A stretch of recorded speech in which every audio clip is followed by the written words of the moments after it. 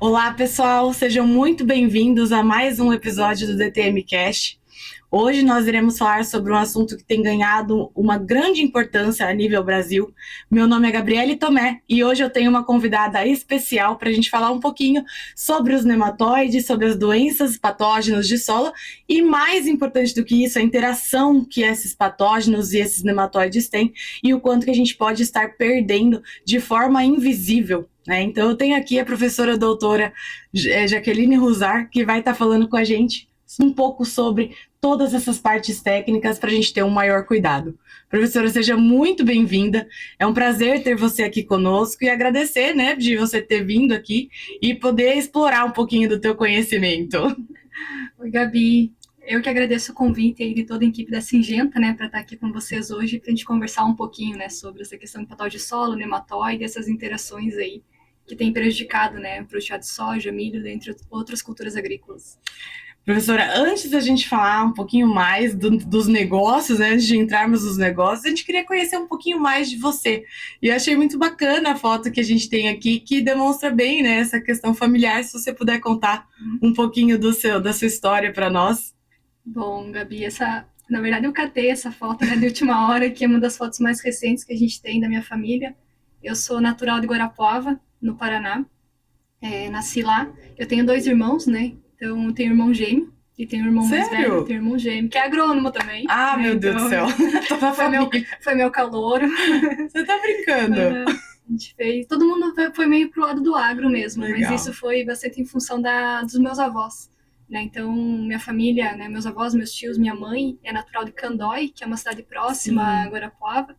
Então, eu digo assim, eu nasci na cidade, mas me criei no interior, Então, a gente estudava, ficava o ano inteiro, nas férias a gente ia passar com os avós. Acho que minha mãe dava até graça, de levar pro sítio e deixar a gente lá.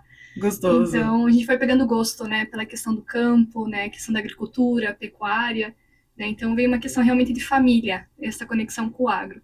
Aí pega meu irmão mais velho, o Diógenes, ele formou em técnico agrícola e depois ele fez agronegócio.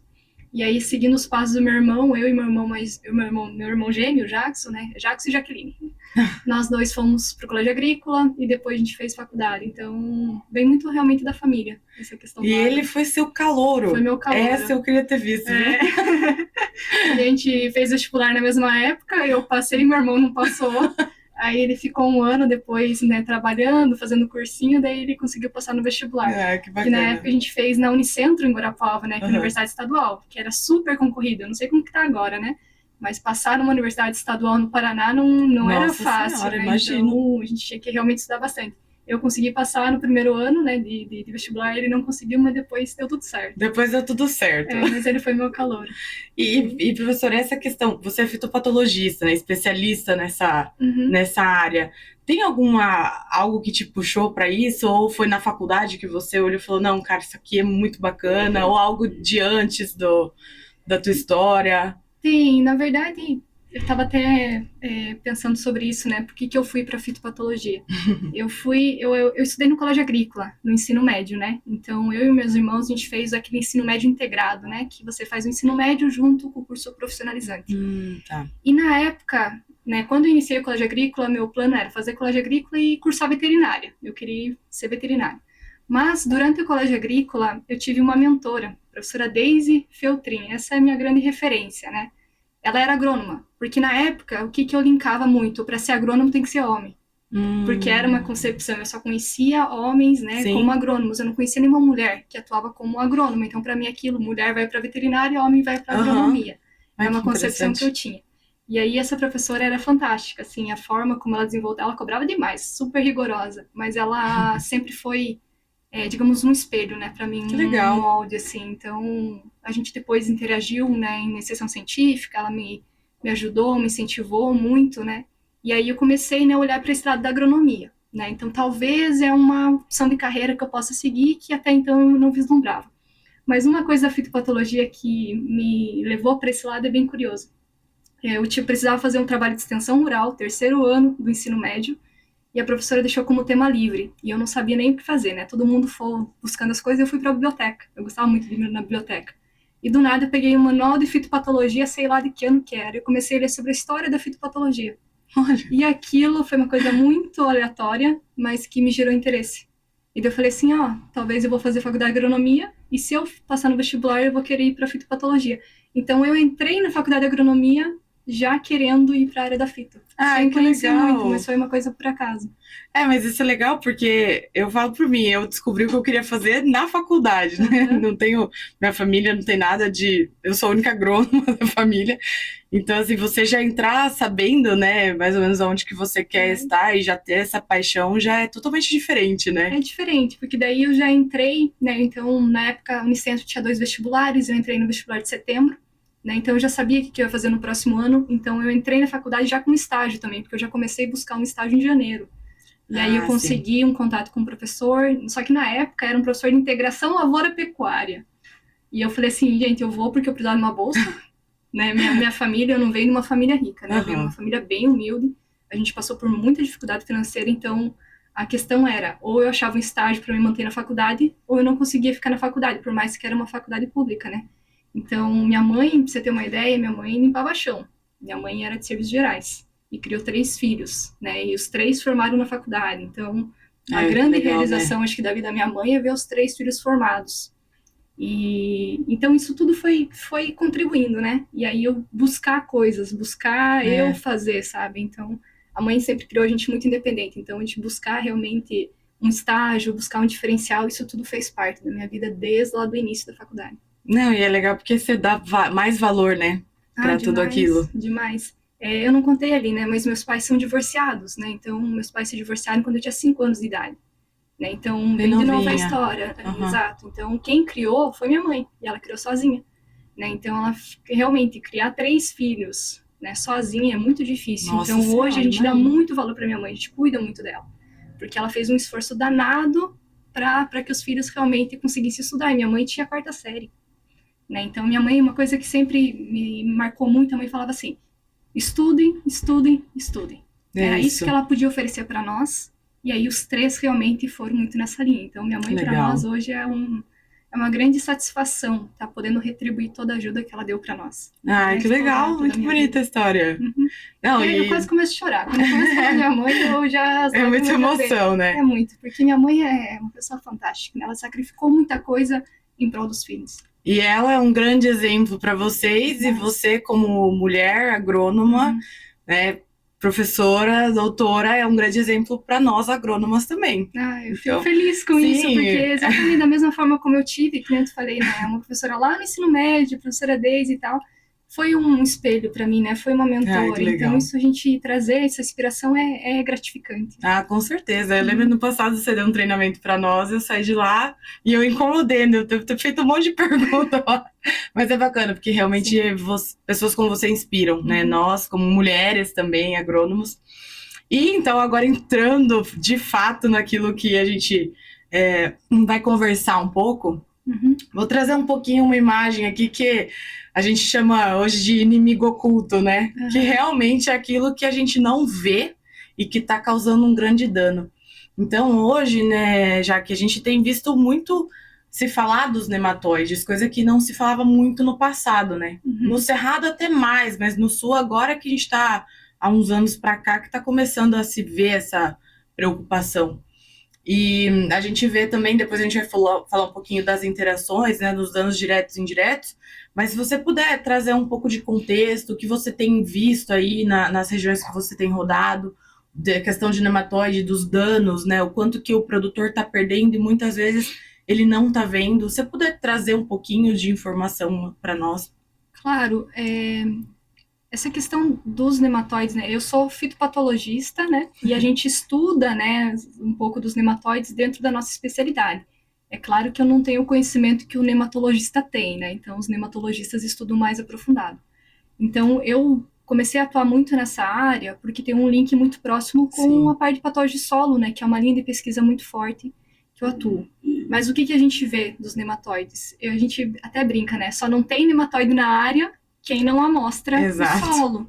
Porque, na verdade, o pessoal tem que tomar um pouco de cuidado dos nematóides, porque os nematóides, eles são, né, nativos do solo, são nativos da água, então você vai encontrar nematóides em qualquer ambiente, né, do planeta.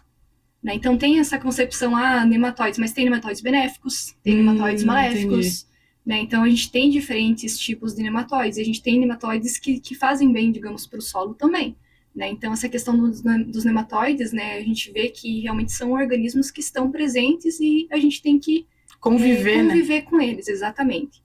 Mas quando a gente fala de nematóides que causam danos, né, para a soja, para o milho, enfim, para as culturas, o que eu percebo? Realmente, no Brasil, o pessoal do Cerrado já está há muito mais tempo acostumado com o problema, né? Então, quando você fala, por exemplo, nematicida químico ou biológico, o pessoal já colocou isso nas práticas de manejo. Sim. Não é mais uma pergunta se vou ou não vou usar.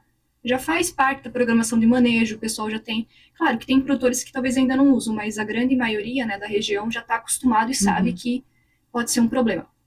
Quando a gente vem para o sul do Brasil, o que acontece? Parece que tem um tabu, né? Aquela questão assim, o sul é frio, o sul tem solos argilosos, né? Porque que o pessoal linka? Solo argiloso tem menor problema com nematóides. Regiões mais frias, o ciclo é mais longo, então não causa tanto problema, mas não é o que a gente vê. Né? Então, quando a gente pega a macro-região sul do Brasil, é uma coisa, realmente, a gente tem a predominância, às vezes, um clima mais frio, que não está tão frio, né? Se a gente pensar agora, esse ano, ano passado, a gente não teve mais aqueles invernos rigorosos, né, que a gente costumava ter em função de todas as mudanças climáticas.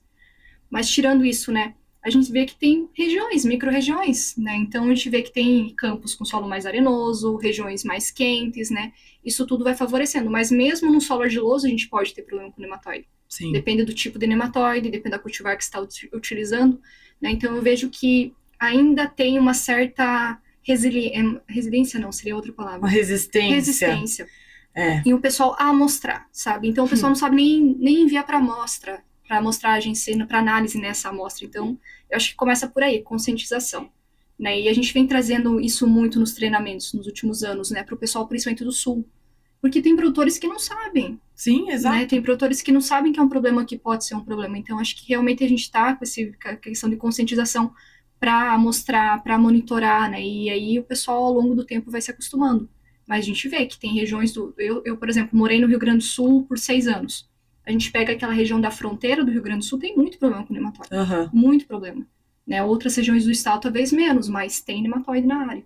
Então, acho que realmente é muita falta de informação ainda. Eu acho que esse é um ponto que você trouxe que é muito importante. É exatamente isso que a gente vê, né? Às vezes a gente tem essa percepção de que não tem o nematóide. No momento que eu faço a amostragem, eu vejo a presença dele. E eu acho que um ponto importante da amostragem é justamente eu saber quem é o inimigo que está ali para eu poder fazer todo um plano de manejo, né? Com certeza. Porque não adianta falar, eu tenho nematóide, mas qual que é o nematóide? Porque é claro que todos eles vão causar danos, né, de formas diferentes, mas qual que vai ser meu manejo daqui para frente? E até um ponto que eu quero que você traga para nós, porque a gente fala muito do manejo cultural também, né? Então, eu vou fazer uma planta de cobertura, por exemplo. Se eu tenho uma área que eu tenho pratilencos, a braquiária já não é a minha primeira opção. Então, não adianta só saber que existe o nematóide, né? Eu preciso saber exatamente o que eu tenho ali para eu poder fazer o melhor manejo, né? Quando a gente fala da questão do nematóide, né, a gente gosta de trazer isso, é o quê? Tu tem que identificar qual nematóide, ou quais nematóides, porque é muito comum você ter mais um na área, exato. Certo? E a questão de população, né? Então, a população do nematóide vai dizer, né, em questão de danos, né? Porque presença ou ausência, como a gente comentou, né? É muito comum a gente não ter o nematóide, né? No caso, na área, mas a questão é população. Então, o que a gente vem trazendo para os produtores é conhecer qual é o nematóide que tem na área, qual o nível populacional e ir acompanhando ao longo dos anos, porque não adianta também fazer uma amostragem esse ano e nunca mais fazer. Exato. Né? Então, a questão é realmente você fazer esse monitoramento ao longo do tempo, né? Mas quando a gente pega em nematóides, né, a gente tem os principais aí, né, que a gente fala no Brasil. Nematóide cisto, né, para soja e Heterodeira é super complicado. E era um nematóide tradicionalmente do cerrado, mas que se a gente pegar os últimos levantamentos, eu estava conversando com o Cristiano Belé, que é nematologista lá no Rio Grande do Sul. O Cristiano estava me falando que quase 50% das amostras, ou já passou 50% das amostras do Rio Grande do Sul já tem nematóide cisto. E isso liga um alerta muito grande para nós, porque é um nematóide exótico. O cisto não é nativo do Brasil, né? Então ele entrou, e aí tem a questão de dispersão no próprio território, e do cerrado para o sul vai muito por máquinas, né? Então isso liga um alerta que muitas máquinas, por exemplo, que, né, são usados no Cerrado vêm para o Sul, vêm trazendo nematóide.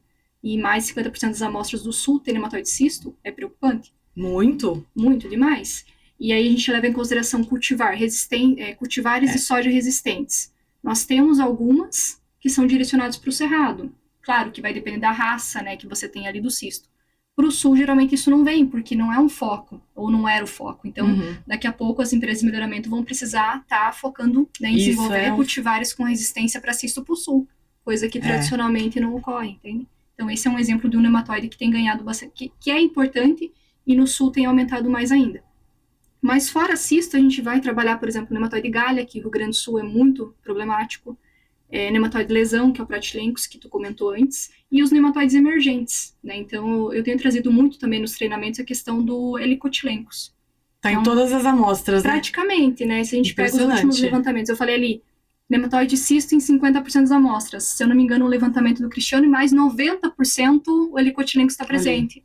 E aí é um nematóide ainda que a pesquisa está trabalhando para entender qual que é o nível de dano, mas é um nematóide que liga o alerta também, que está muito relacionado com os problemas de fungo de solo, né, em função do comportamento dele. Então, Helicotylencos é um que tradicionalmente não era problemático, mas as coisas têm mudado, né? A agricultura é dinâmica, então... com certeza, todo ano é um ano diferente, o agrônomo né? dificilmente vai ficar sem problema, né? sem emprego, no caso, porque sempre tem um problema diferente. Isso é verdade. Então, os problemas mudam, né? Ô, Jaque, e a gente tem visto muito a questão dos biológicos, né, dentro do sistema. E o que a gente tem fomentado é que uma coisa não anula a outra, né, o químico e o biológico. Então, a gente sempre está posicionando, né, a gente tem, por exemplo, o Avicta completo, que a gente tem trazido, pensando que ele é o abamectina, né, então pensando aí no manejo químico para controle de nematóides, mas a gente também tem hoje o arvático, que é um bacillus, que vem para o controle de algumas doenças, né, patógenos de solo e também de nematóides, voltando muito para essa questão que você comentou, dos dois estarem interagindo, né, nematóide e doenças de solo. E aí, como que você tem visto esse uso aí de biológicos no sistema? No Sul, talvez até a gente tenha aumentado, né, isso nesse sentido, porque a gente está vendo que está ajudando bastante, mas como que você vê essa associação entre os dois hoje? Eu não vou falar, né, em geral, mas do que eu tenho visto, né, da parte de pesquisa, do conhecimento que a gente tem, né, construído ao longo do tempo, e como práticas complementares. Né? Então, é bem que você trouxe ali, né, um não substitui o outro, e eles vão atuar de diferentes formas, e vão estar contribuindo aí para o sistema. Né? Então, principalmente quando a gente fala, por exemplo, um tratamento de sementes com produto químico focando no controle de nematóide ou fungos de solo, né? Seria aquela ação mais rápida, né? Digamos, a gente chama assim, né, coloquialmente, de uma ação de choque para proteger a planta lá no início. Vai passar algumas semanas, o residual dele, né, já acaba, e aí depois a gente teria a proteção com o biológico. Legal. Né? Então, por exemplo, eu tenho participado de vários congressos, vários eventos, e sempre trocado essa ideia com os pesquisadores, né, nematologistas, outros fitopatologistas, e a maioria das pessoas realmente vem com essa visão, que são formas complementares, né, de a gente estar, por exemplo, protegendo a planta lá no início, e depois com o biológico dando essa proteção ao longo do ciclo, né, então a gente tem realmente essa complementação das duas práticas, né? E o mercado biológico está aquecido, né? É um mercado acelerado, que tende a crescer muito nos próximos anos. Então é bacana ter essas alternativas biológicas, né? Também para agregar no sistema. E hoje a gente estava até comentando a questão das doenças, eu acho que é um ponto muito importante, porque na safra passada a gente viu muito, né, um cenário onde foi muito desafiador. Muitas das regiões aqui do Paraná, né, e acredito que você tenha sido no Sul, no geral, muita chuva no início. E aí a gente viu muita situação onde às vezes o produtor não colocou um tratamento de semente específico para doenças ou colocou um produto um pouco mais fraco e a chuva veio e os patógenos entraram, né? E aí isso acho que é um ponto importante, porque a gente precisa conscientizar, né, o produtor.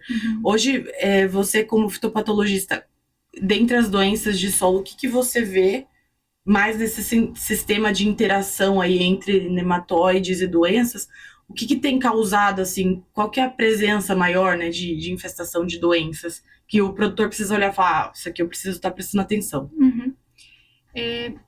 Vai depender muito de qual região do Brasil a gente está falando, né, de qual produtor, do histórico da área, mas em geral a gente vê uma associação muito grande com o fusário, né, a ocorrência de nematóide e o aumento dos casos de podridão radicular em função do ataque do fusário.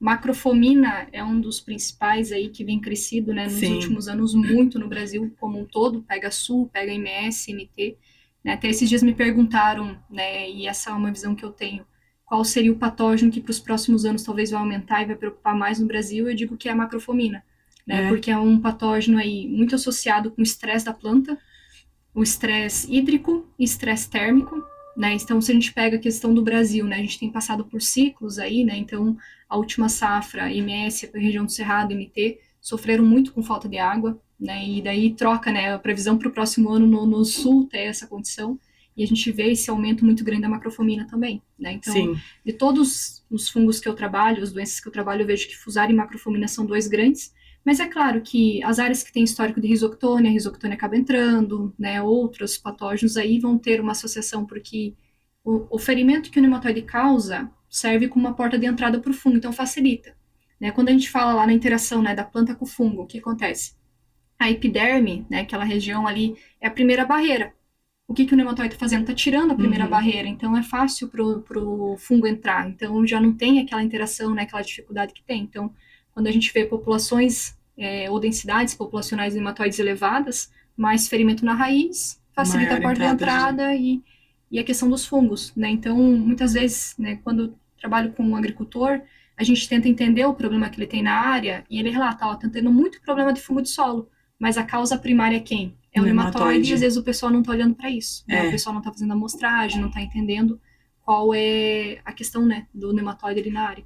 Isso é muito interessante, porque, por exemplo, a própria macrofomina, como você trouxe, a gente via muito essa questão do estresse, né? Ele é uma doença patógeno do solo, ele é endofítico, né? Porque ele fica ali na planta, só que no momento que você tem o estresse, que ele vai se manifestar, que a gente vê o sintoma. E aí, muitas vezes a gente fala, mas talvez o tratamento de semente, né, ou entrou mais tarde, e a gente às vezes nem sabe que o que pode estar causando a entrada dessa doença é a questão do nematóide, né? Muitos desses fungos, na verdade, eles atacam muito cedo a planta, né, então em estágios bem iniciais. Só que eles ficam, que nem você falou, ficam quietinhos, né, eles ficam ficam em estágio de latência, ou não, a gente não vê sintomas externos, né, porque os fungos estão na parte interna da planta, estão colonizando, mas a gente não vê, né, aquela expressão do sintoma. E aí, quando a planta passa por um estresse, aí a gente vê tudo, parece que no 220, né? Tá tudo muito rápido, mas o fungo já estava ali antes. Eu gosto muito de trazer, né, agora para relacionar para o produtor essa questão da infecção cedo, quando a gente fala manejo de doenças de final de ciclo, da parte aérea. DFCs. Né? Então, manejo de doenças de final de ciclo. Sim. Entendeu o raciocínio? Doença de final de ciclo. Não tem nada de final do ciclo, né? Porque ela começa no cedo. Final, mas ela começa no cedo. Né? Então, com essas aplicações antecipadas de fungicida, a gente tem visto um efeito no controle da doença lá no final. Muito boa associação. Acontece muito com a macrofomina, com o fusário, com a risoctônia. Eles infectam cedo, mas a expressão é lá no final. E principalmente quando a planta passa por um estresse, no caso a macrofomina, né? Mas aí que a gente tem que antecipar o controle, começar de forma bem preventiva, né? Esse que é uma das grandes dificuldades, às vezes, na fitopatologia. A gente tem que fazer muito preventivo.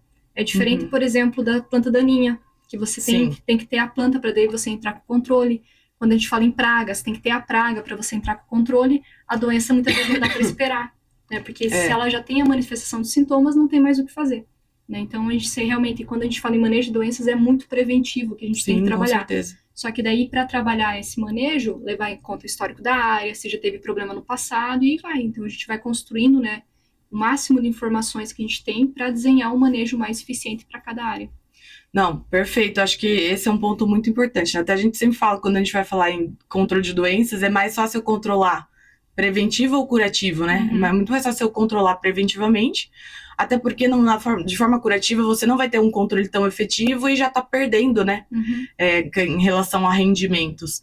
E a questão de, por exemplo, um tratamento de sementes bem feito, né? Seja para fungicidas, né, para doenças, seja para nematóides, é justamente para a gente ter a construção de uma planta sadia desde o início, né? No momento que a gente coloca ela no solo. Exato. E quando a gente fala dessa interação de nematóides com doenças, hoje, como que você traria para o agricultor, quais seriam as estratégias de manejo para ele estar trabalhando tanto doenças quanto os nematóides, pensando em todo um sistema, né? Seja um manejo químico, um biológico, cultural. Primeiro, eu vejo que é questão de conhecimento da área, né? Não é necessariamente um manejo, então a gente vai começar fazendo um diagnóstico, né? Do que ele tem na área, o que ele tem observado em termos de problema, né? Por exemplo, que tipos de doenças ele tem visto, ou que ele viu safra passada, qual que foi a condição da safra, né? Então começar com uma conversa e aí a gente começar a delinear o manejo. Em termos de manejo, eu sempre trago a questão, a gente está trabalhando com o solo. O solo é muito mais complexo que a parte aérea. Né? E aí eu não estou falando que a ferrugem não é importante. A ferrugem é importante, as manchas são importantes, né? Vão causar dano e tudo mais. Mas quando a gente fala de solo, tudo é mais difícil, porque as interações são mais complexas e vai levar em consideração um monte de outros fatores. Né? Então começa pelo básico, bem feito. Né? Essa frase está batida, mas é isso mesmo no campo. Calagem, né? Fazer uma análise de solo, porque, acredita ou não, mas, por exemplo, nas áreas que eu atendi com problemas de risoctônia, eram áreas, por exemplo, de arrendamento para 1 ano, que os contratos são curtos, o pessoal não quer investir, exato, por uma questão econômica, né, uma questão financeira, o pessoal investe muito pouco.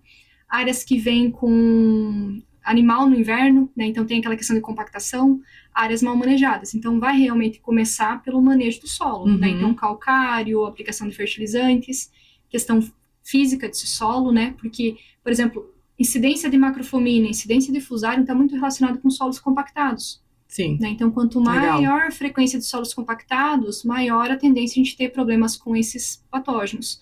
Tem até alguns pesquisadores que comentam o seguinte, que a macrofomina é uma doença do plantio direto. Por quê?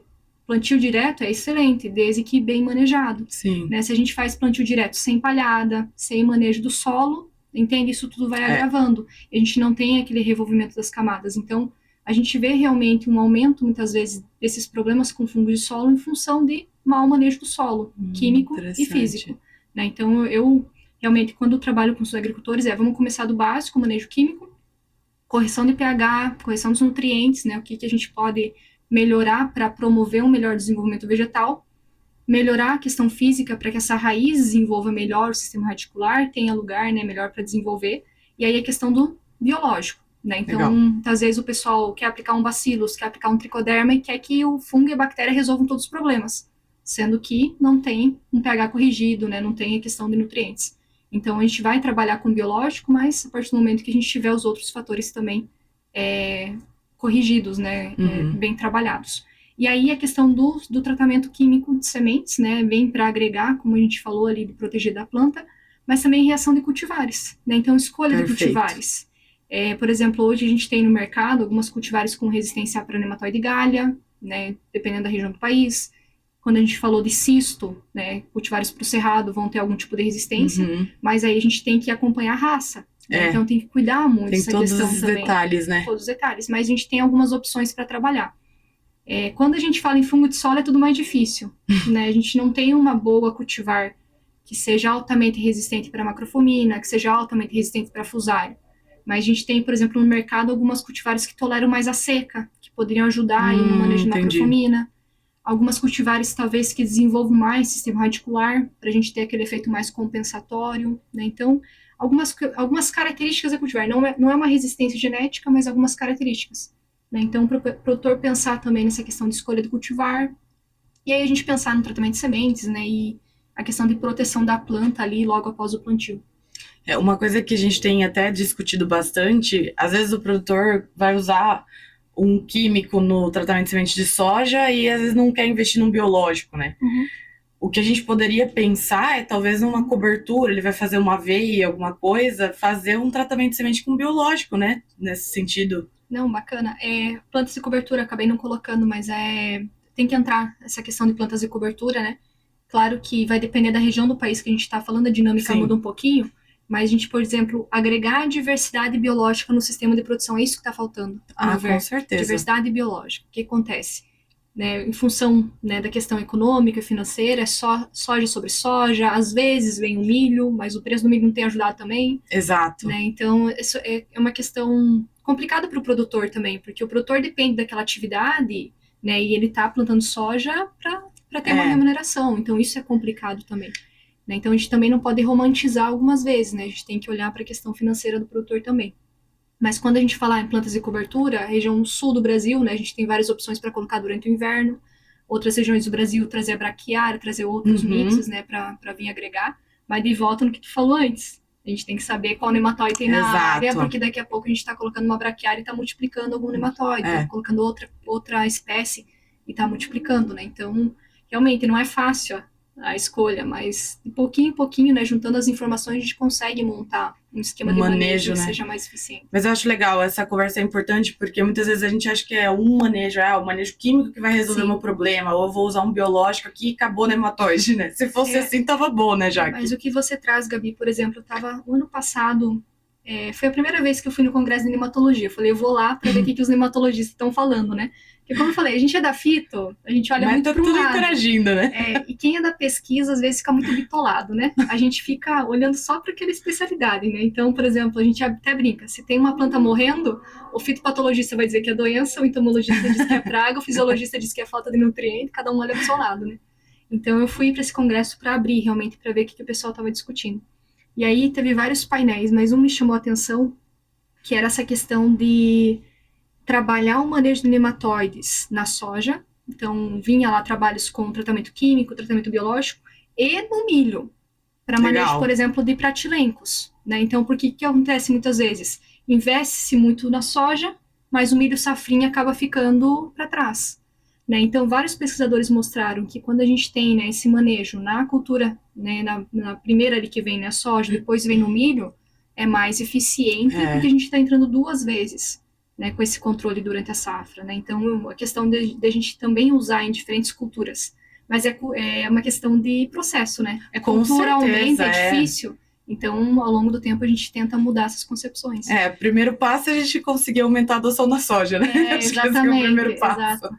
Porque a gente vê uma situação dessa aqui, dessa imagem, onde você tem essa associação, né, do nematóide junto com a doença. Já que quando a gente fala nesses danos, quanto que a gente, para trazer uma informação aí para o produtor, para quem estiver assistindo a gente, que às vezes ele não vê, mas quanto que ele pode estar perdendo de rendimento, assim, porcentagem, produtividade, porque a gente vem ouvindo falar muito sobre que nematóide, só o nematóide, ele tira 1 a cada 10 safras, mas você imagina que com uma situação dessa a gente perde muito mais, né? Perde, ainda mais quando a gente tem essa questão das interações, né? A gente tem alguns dados que mostram, por exemplo, a ocorrência de macrofomina até 20%, às vezes até 30%. Eu tive caso de risoctônia no sul, que a área, né, a gente perdia 30%, pelo menos 40%. Nossa, é muita coisa. Por exemplo, alguns fungos, né, por exemplo, quando eles atacam a planta, eles matam a planta, então não tem nem vagem produzida, não tem grão ali, né? Macrofomina é um pouquinho diferente, que ainda vai ter alguma coisa de vagem, vai ter grão, diminui um pouquinho de massa. Então, cada um atua um pouquinho, né, diferente, mas vai depender realmente da densidade do nematóide, né, que vai ter na área. Mas eu já ouvi esse dado também, né, que vem de um levantamento que foi feito no Brasil a respeito da ocorrência dos nematóides. Mas essas questões de interações é bem complicado a gente até quantificar. Mas eu diria, pelo menos, vamos agregar pelo menos uns 20%, 30% em alguns casos. Mas depende da suscetibilidade a cultivar.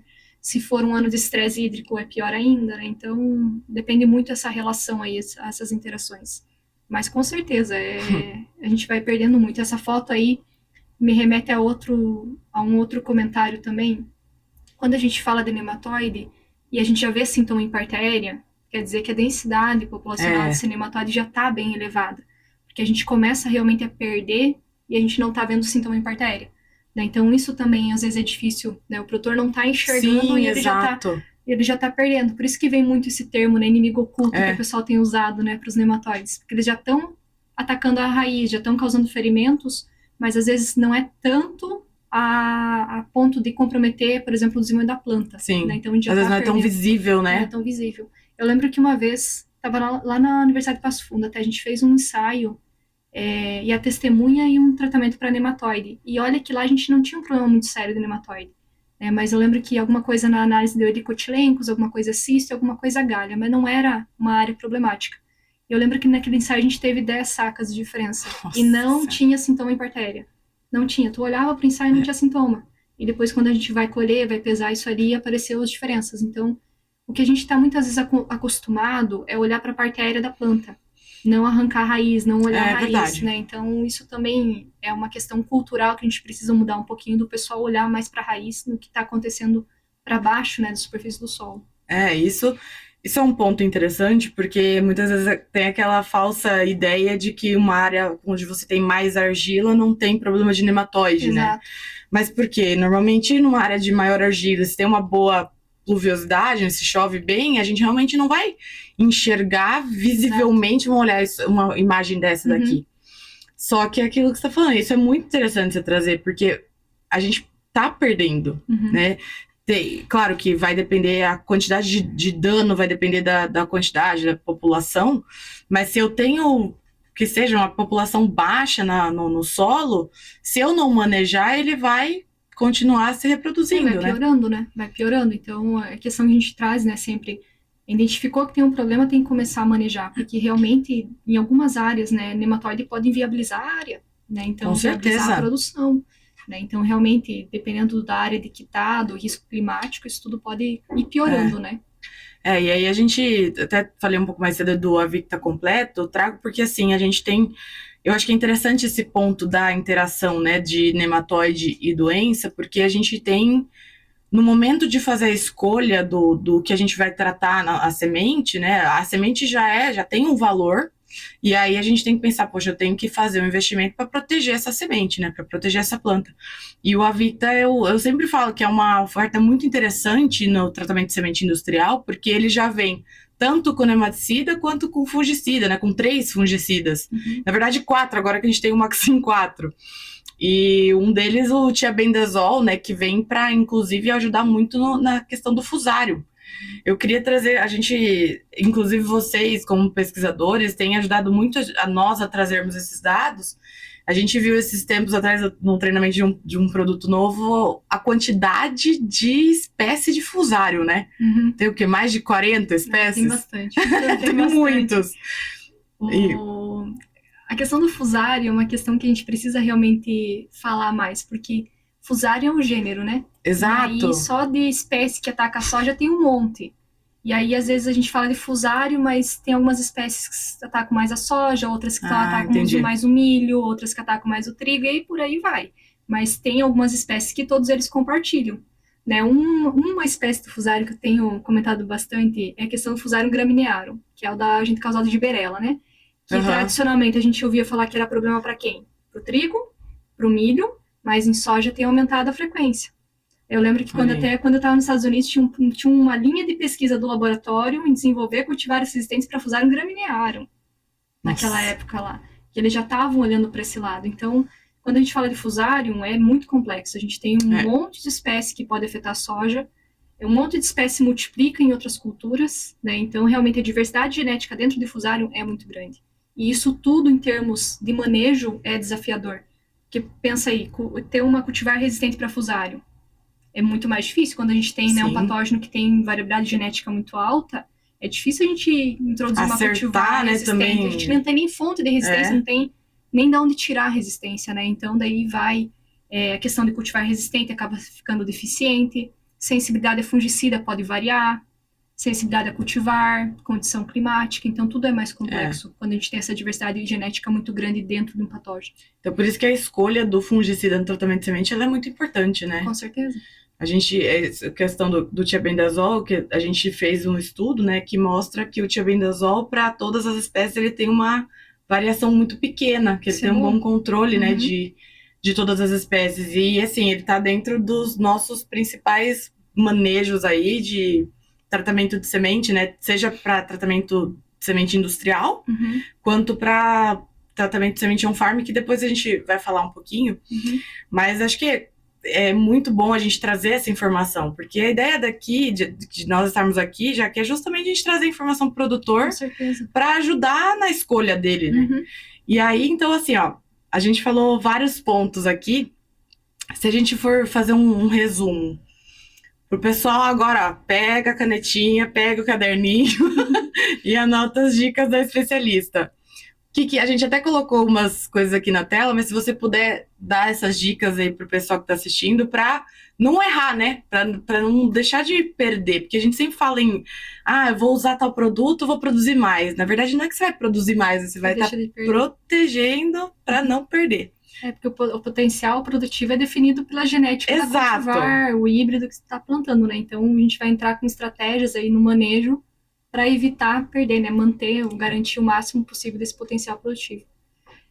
Mas eu acho que tá na tela ali já resume bastante, né? Mas é questão do... Principalmente trabalhar com o histórico da área, né? Então, sim, é realmente o produtor ter, né, essas informações e talvez, né, já começar a anotar isso, né? Talhão por talhão, região por região, né? O que ocorreu, se teve problema com macrofomina, se teve problema com fusarium, se teve problema com isoctônia, com fitóftora, enfim, ou os nematóides, né? Se ele já começa a observar alguns sintomas de plantas, né, estranhas, digamos, sim, assim, né, com clorose, que tem um desenvolvimento reduzido, né, isso tudo já vai indicando que tem algum problema ali na área, né? Sim. E aí, começar pelo histórico da área, começar com os problemas e começar a mostrar esse solo, né? Então, coleta de amostra de solo para análise, e aí é mandar para uma análise de nematóide, né, se possível para uma análise de patologia também, né, porque são análises diferentes, né, isso também é necessário enfatizar isso, né, para o produtor, porque às vezes você manda uma análise só para nematóide e você quer saber fungo, se você não solicita para o laboratório, eles não vão fazer. Sim. São metodologias diferentes, é muito, né, bom, importante você trazer isso. Tem que deixar claro, quero coletar só para nematóide, ok. E aí, quando a gente fala de coleta para nematóide, é o quê? Solo e raiz. É importante você mandar também a raiz de soja junto, porque a gente tem nematóides que penetram na raiz, né, nematóides que ficam no solo, diferentes estágios do nematóide, né, em diferentes partes, né, então é importante realmente o produtor também fazer essa coleta do solo, sim, e da raiz e mandar para o laboratório especificar, né, que ele quer essa análise, e se ele quiser essa análise de fungos, né, é importante também mandar para uma análise de patologia para ter a visão completa.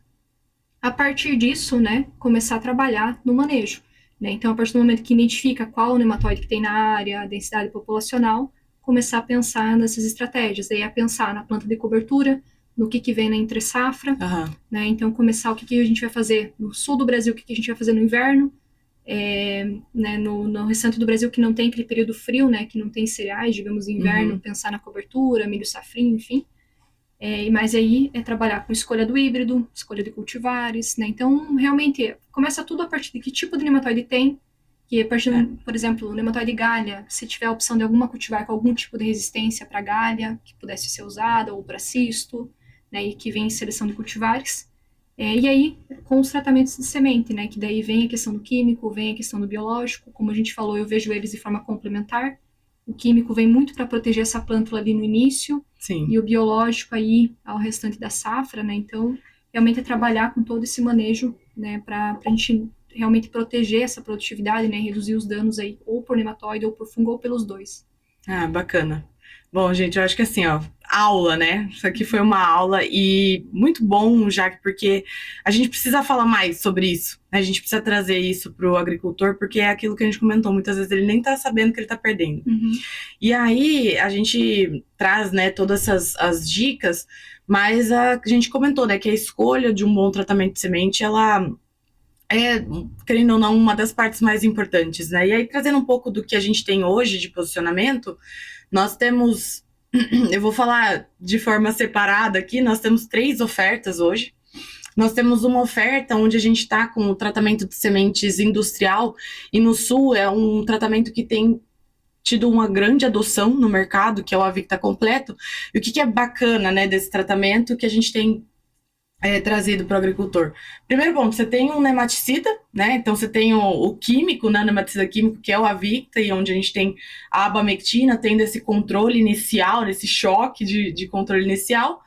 Você tem o inseticida, que é o Cruiser, que ajuda aí toda essa questão dos sugadores. E além disso, então toda essa questão de interação, nematóides e doenças, a gente tem também o Maxim 4, que é um lançamento da Syngenta, onde nós temos 4 fungicidas dentro do tratamento, né? Tanto de contato quanto de ação sistêmica. E aí a gente fala nele muito no tratamento de sementes industrial, Mas a gente também tem uma oferta, que é o Cruiser Advanced, onde a gente pode estar fazendo esse tratamento on-farm, que é um mercado que tem aumentado também no sul. No Cerrado ele é muito forte nesse mercado on-farm, mas no sul ele tem aumentado bastante, onde a gente tem aí, então, o Cruiser, né, que é o inseticida pensando aí para controle de sugadores, e nós temos também controle de doenças com os 3 ingredientes ativos aí, tanto de contato quanto de parte sistêmica. Um ponto interessante é essa questão, né, de você ter o tiabendazol, por exemplo, nas 2 ofertas, onde a gente tem o controle de diversas doenças aí de patógenos do solo e também protegendo contra essa questão do fusário, né? Acho que é importante, o fusário é um dos que mais tem essa interação de nematóides e doenças, né? E agora, com uma grande novidade que pode ser utilizada aí tanto no TSI quanto no on-farm, e a gente também tem registro para suco, é o arvático, né? O arvático é o nosso biológico, é um biológico onde a base dele é o Bacillus velezensis, né? Então a gente tem trabalhado aí onde ele está agindo, ele tem uma ação fisiológica na planta, ele ajuda no controle de nematóides. Quando a gente olha para registro, ele tem registro para grande parte dos nematóides que nós temos de problema hoje, e, além disso, doenças que a gente comentou aqui, né? O fusário, a rhizoctone, a própria macrofomina, que, inclusive, ele pode estar indo tanto com a Victa completo, quanto com o Cruiser Advanced. E acho que você também tem trabalhado bastante com a gente nesse cenário, né? Já que a gente está fazendo esses tratamentos de semente. Então, dentro dos pilares de manejo, a gente vem falando muito, né, dessas ofertas. Não, bacana. Essa questão dos bacilos, né? É interessante que tu comentou ali de promoção de crescimento, né? Os bacilos, eu sou bastante fã dos bacilos. Trabalho muito com tricoderma, né? Que é um fungo para controle biológico, mas os bacilos chamam muito a atenção. A gente tem, né, algumas cepas e espécies, né, direcionadas para tratamento de sementes, tem algumas outras para tratamento foliar, né? Que depende do alvo. E é interessante falar dessa questão do biológico, que depende muito do alvo, né, que a gente vai controlar, Sim. É importante ter essas informações também. Mas essa promoção de crescimento para a planta é interessante do que alguns bacilos fazem, né? Então, por exemplo, se a gente pensa num ataque de nematóide, fungo de solo, a gente está perdendo raiz. E se a gente tem, por exemplo, um bacillus que está auxiliando na promoção de crescimento, a gente pode ter um efeito compensatório também. Né? Desenvolve mais o sistema radicular. Então, por mais que a gente tenha um ataque de nematóide ou de fungo de solo, essa planta acaba tolerando mais esses problemas. Né? Então, é um efeito que a gente tem visto bastante da questão dos bacilos. E aí a gente também vê em parte aérea. Né? Então, a gente também teve alguns testes com Bacillus velezensis, né? E a gente vê a questão do efeito mais verde em parte aérea e desenvolvendo mais folha também, né? Então, a gente também tem os reflexos em parte aérea, né? E assim, a gente tem trabalhado aí com o Bacillus velezensis e a gente tem aprendido muito, né? Esse lado de biológicos também. Mas é interessante, né? Porque não é só, por exemplo, o arvático, não é só o Bacillus velezensis, ele é aquela cepa e não tem outra igual, né? Então, é uma cepa que vai desenvolver metabólitos que vão gerar toda essa questão de criar um biofilme na raiz, toda essa questão de crescimento radicular, foliar. Então, é bem interessante esse lado também, mas é o que a gente tem falado muito, né? É importante a associação, porque um vai ter uma ação inicial, uma ação mais rápida, que é um Avicta, né? Um nematicida, e um arvático aí no nosso portfólio, pensando nesse controle mais reforçado ali, pensando no residual, né? Então, a gente traz esse posicionamento justamente para alertar, né, o produtor, quem estiver nos ouvindo, e assim, já que acho que nossa conversa aqui foi muito enriquecedora, eu aprendi bastante aqui também, saio daqui com certeza com muito mais informação para poder levar para as pessoas, né, que a gente está no dia a dia. Queria agradecer muito a sua presença, não sei se você quer fazer algum comentário final, alguma assim, aviso para a turma aí, alguma coisa para eles. É sempre bom, né, tá puxando a orelha. Eu fui professora por 6 anos, né, então tô acostumada a puxar a orelha da galera. Agora é a hora já. Agora é a hora. Eu acho que é realmente integrar, né? A gente sempre fala da questão de manejo integrado na fitopatologia, em outras disciplinas, mas não é à toa. Né? Uma ferramenta apenas não vai solucionar o problema. Né? Então, é integração de práticas, o máximo que conseguir colocar no sistema, claro, com viabilidade econômica, mas o máximo realmente de ferramentas que o produtor puder utilizar e os técnicos de campo, né, tá ajudando na escolha dessas melhores opções, né? Então, é realmente manejo integrado de várias ferramentas. Então, vem questão de controle genético a cultivar, controle cultural com planta de cobertura e melhorando a condição de solo, controle químico com os tratamentos de semente e o controle biológico, né? Então, realmente, o máximo de estratégia, de métodos que a gente possa utilizar, né, vai ajudar bastante para a gente minimizar esses danos. E conhecer a área, né? Com O que é o mais importante também. Identificar o problema, né? Que a gente às vezes fala, eu tô com problema com isso, com aquilo, mas se você não identificou, você não sabe o que tratar, né? Então, realmente é conhecer o problema para a gente desenhar aí qual a melhor estratégia para manejar ele. Perfeito. Mas de resto, eu agradeço a toda a equipe da Syngenta aí pelo convite de vir fazer parte com vocês nesse podcast. Acho que foi bem legal. É, gostoso, né? O bate-papo. Tem gente que mulher gosta pouco de falar também. Fala pouco, né? Não, já que nós que agradecemos, não só por hoje, né? Porque já foi muito bacana, mas toda a parceria. A gente se conheceu no ano passado, né? Naquele treinamento. Para mim já foi uma grande aula e hoje, mais uma vez, aprendendo muito com você. Agradecer mesmo, como eu te falei, você é um grande exemplo para nós. E com certeza a nossa parceria vai continuar por um grande prazo e eu vou incomodar você aí, viu, uns dias. Pode incomodar. Né? Fico feliz, Gabi, com todo a interação, né, as parcerias aí. É junto que a gente vai construir conhecimento ao longo do tempo. Bom, pessoal, esse foi mais um DTMcast. Obrigado pela presença de todos e espero que vocês aproveitem muito as informações.